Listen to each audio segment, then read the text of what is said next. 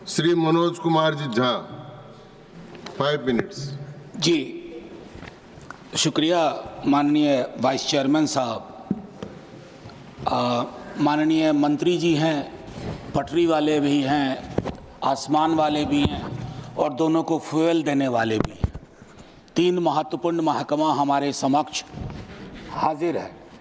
Sir, railway amendment bill pay चर्चा हो रही है, लेकिन आमतौर पे मैं देख रहा हूं कि रेलवे को लेकर के जो सार्वभौमिक चिंता है वो बिल से ज़्यादा व्यक्त हो रही है।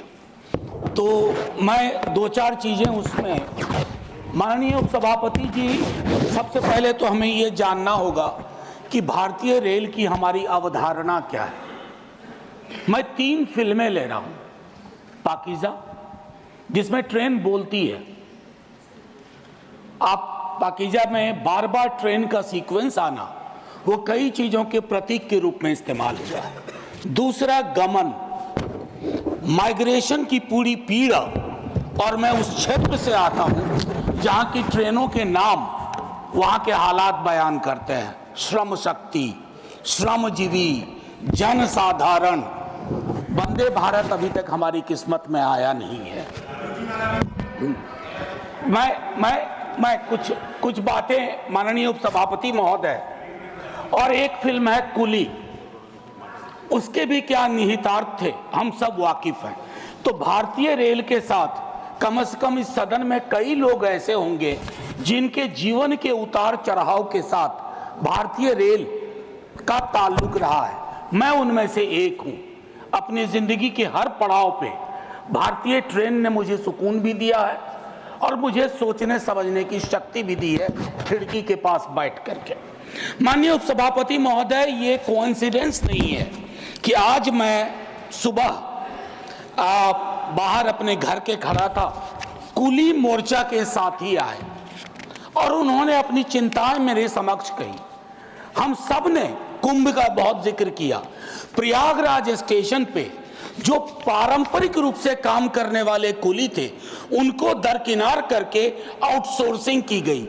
पूरा दस्तावेज है सर, सौंप भी दूंगा। कुलियों को लेकर के मेरे पास इसलिए भी संभवतः आए होंगे क्योंकि लालू जी के कार्यकाल में कुली वर्ग को जो सुविधाएं दी गई वो महत्वपूर्ण है, याद करना। बाकी नव उदारवाद ने कई प्रस्थापनाएं बदल दी हैं। लोकल फॉर वोकल की हम बात करते हैं, कुल्हड़ को हमने आखिरी सलाम करके किनारे कर दिया। कुछ चीजें जो मैं कहना चाहूंगा, मैं माननीय मंत्री जी से कहूंगा, do we really require 100% electrification? क्या ये हमारे लिए सबसे बड़ी प्राथमिकता हो? उस रूट पे भी इलेक्ट्रिफिकेशन जहां दिन में सिर्फ एक गाड़ी चलती है यहां से वहां, और मढ़ौरा में जो डीजल इंजन बन रहा है जिसकी कोडल लाइफ 30 ईयर्स है, उसका क्या होगा? अभी भी मढ़ौरा में निर्माण हो रहा है।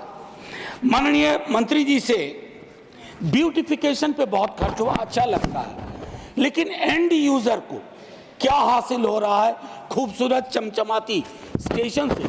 क्योंकि मैं देख रहा हूं सर, प्रीमियम ट्रेनों पे जो प्रीमियम है सरकार का वो बाकी ट्रेनों को नहीं है सर। हाल में मैं तमिलनाडु एक्सप्रेस से गया था। माननीय मंत्री जी से मैंने एक दिन लाइटर वेन में आग्रह किया था कि आप अपना प्रशासनिक अमला लेके विजिट मत करो, वेश बदल करके उन ट्रेनों में जाइए।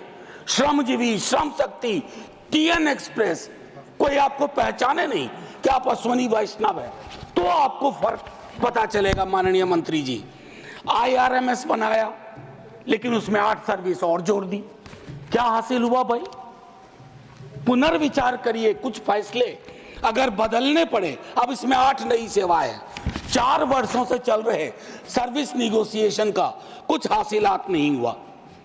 मेरा मानना है कि पहले का जो रेलवे का था कि 5 बोर्ड मेंबर्स बोर्ड में जो अपना अपना डोमेन नॉलेज लेके आए, उनको उसको बहाल किया जाए। मैनुअल कपलिंग अभी भी क्यों हो रही है कोचेज एंड वैगन्स में, जिससे मौत की आशंकाएं रहती हैं? क्या हम इस परिपाटी को खत्म नहीं कर सकते? हम तो खैर क्या कहूं, शिकायत भी नहीं कर सकता। सीवेज में उतर के मरने वाले के लिए आज तक सिवाय आंकड़ों में जोड़ने के हमने कुछ नहीं किया। स्टाफ को लेकर के चिंता है सर। रेलवे बहुत बड़ा एम्प्लॉयर भी था, बहुत बड़ा, one of the biggest employer.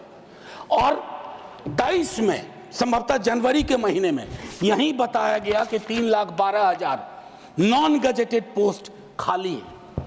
उसके लिए हमारी क्या चिंता हुई? समाप्त करें। बस 30 सेकंड और दे दीजिए जी, बस 30 सेकंड। भारतीय रेल के भविष्य का सवाल है, हमारा भी भविष्य जुड़ा हुआ है। और सेफ्टी को लेकर के मेरे कई साथी बोल चुके हैं, मैं उस पर टिप्पणी इसे इतना करना चाहता हूं कि जब कवच की चर्चा हुई, हमने बहुत सारे विजुअल्स देखे, बहुत तरह की बातें देखी, लेकिन उसके बावजूद अगर इस प्रकार की दुर्घटनाएं होती हैं, जैसे उसके लिए एक अकाउंटेबिलिटी मैकेनिज्म, अक्सर हम देखते हैं कि भगदड़ भी हुई यहाँ न्यू दिल्ली रेलवे स्टेशन पे, खबरें आई कि सीसीटीवी ऑफ कर दिए गए। हमें चिंता इस बात की होती है कि लोग ना जान जाए, बस बगैर इसके कि किस प्रकार हम इस तरह की चीजों को करें। अंत में आखिर मैं आपसे आग्रह करूंगा, सर, भारतीय रेल इस देश के मन में रची बसी हुई है, उसको इतना आसमानी ना बना दिया जाए कि हमें अपने हाथ से दूर जाती दिखे। वंदे भारत से कोई विरोध नहीं सर, बहुत चलाइए वंदे भारत, लेकिन जो आपकी पुरानी ट्रेन थी जिसमें 80% आबादी आज भी सफर करती है, उन ट्रेनों की क्या हालत है उस पर भी विचार करें। शुक्रिया सर, जय हिंद। श्री सुभाषिष खुंटिया।